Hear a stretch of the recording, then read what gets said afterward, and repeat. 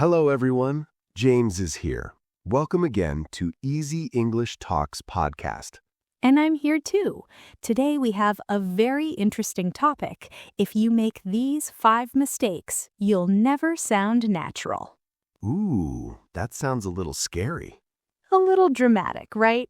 But don't worry, we are not here to scare you. We are here to help you sound more natural in English.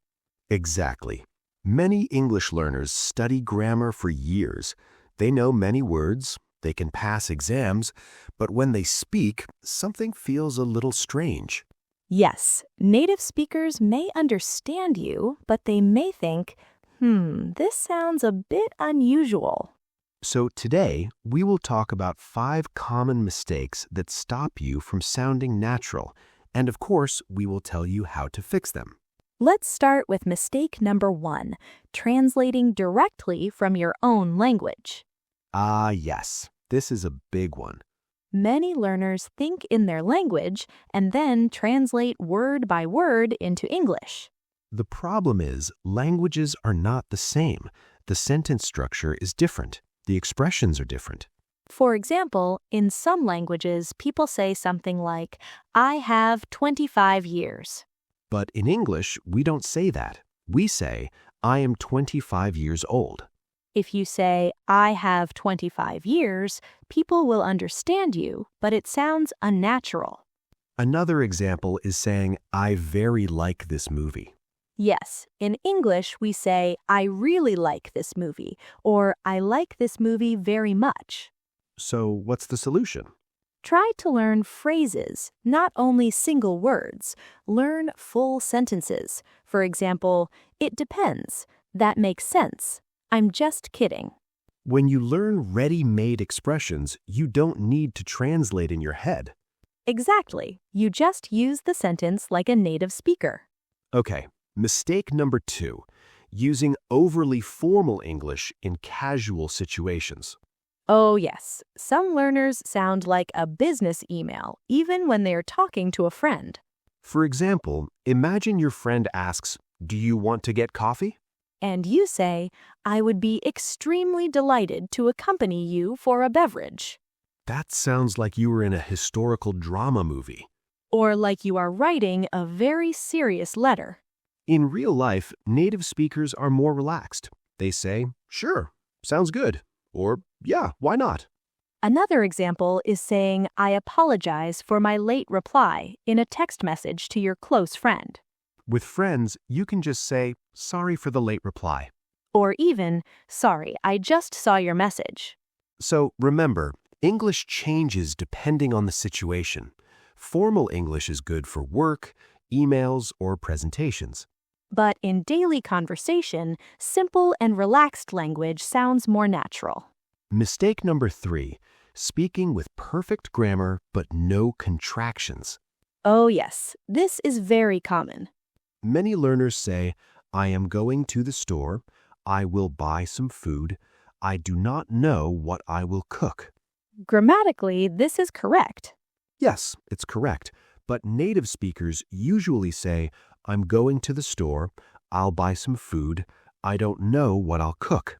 Contractions make your speech smoother and more natural. For example, I am becomes I'm. You are becomes your. They are becomes their. Do not becomes don't. Cannot becomes can't. If you never use contractions, you may sound too serious or even a little robotic. Like a textbook speaking. Or like a very polite robot. Hello, I do not understand your joke. Exactly. So practice contractions when you speak. Of course, in formal writing, you may not use them, but in conversation, they're everywhere. Now let's talk about mistake number 4, using uncommon or dictionary words in daily speech. Ah yes, some learners love big words. Because they want to sound smart. Which is great, but sometimes simple words are better. For example, instead of saying very tired, some learners say exhausted all the time. Exhausted is correct, but if you use strong words in every sentence, it sounds strange. or saying I am starving when you are just a little hungry. Native speakers use strong words, but not for everything. Another example is using very academic words in normal conversation, like saying, "This situation is extremely detrimental to my psychological well-being." Instead of just saying, "This situation is really stressful." Simple English is natural English. Yes, many native speakers use basic vocabulary every day. They don't try to sound like a university lecture. So when you learn a new word, ask yourself, do people really use this in daily conversation? Watching TV shows, YouTube videos, or listening to podcasts can help you understand what people actually say. And now, mistake number 5, speaking with no emotion or wrong intonation. This is very important. You can use perfect grammar and good vocabulary, but if your voice is flat, it sounds unnatural. For example, imagine someone says, "I just won $1 million." And they say it like this: "I just won $1 million." No excitement, no change in voice. It sounds strange, right? In English, intonation shows feeling. Your voice goes up and down. When you ask a yes-no question, your voice usually goes up at the end. Are you coming? When you are surprised, your voice goes higher. Really? When you are serious, your voice may go lower and slower. If you always speak in the same tone, it feels unnatural. So, how can you improve intonation? First, listen carefully to native speakers, not only to the words, but to the music of the language. Repeat after them. This is called shadowing. Play a short sentence and copy the rhythm and emotion. You can even record yourself and compare. Yes, it may feel a little embarrassing.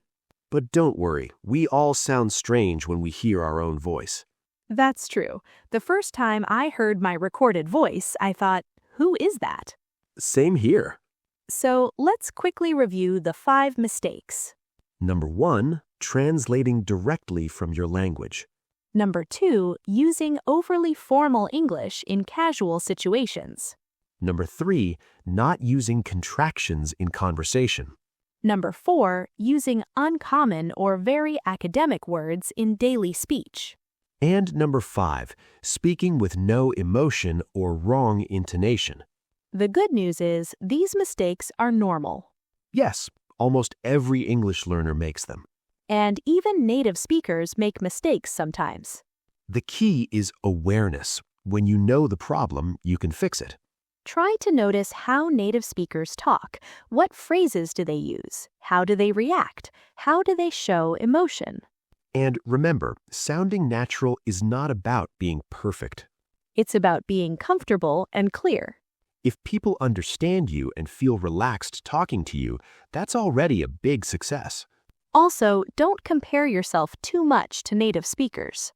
Yes, you are learning a second language. That's amazing. Many native English speakers only speak one language. So be proud of your progress. And practice a little every day. Even 10 or 15 minutes can make a big difference. Talk to yourself in English. Describe what you were doing. I'm making coffee. I'm going to work. I'm feeling tired today.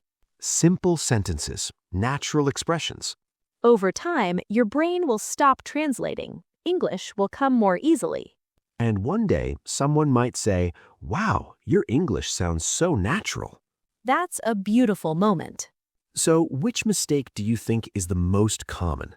I think translating directly is number 1. I agree, but I also think intonation is very important. True. Even small changes in voice can make a big difference. So, dear listeners, try to focus on one mistake at a time. Don't try to fix everything in one day. That's too stressful. Learning a language is like going to the gym. Yes, if you go one time for 5 hours, you will be very tired. And maybe you won't go back again.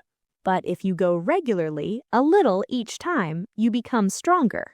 The same with English. Small steps every day. And please don't be afraid of making mistakes. Mistakes are part of learning. Tina, even this podcast, sometimes we make small mistakes. Yes, we're human too. The goal is communication, not perfection. Exactly.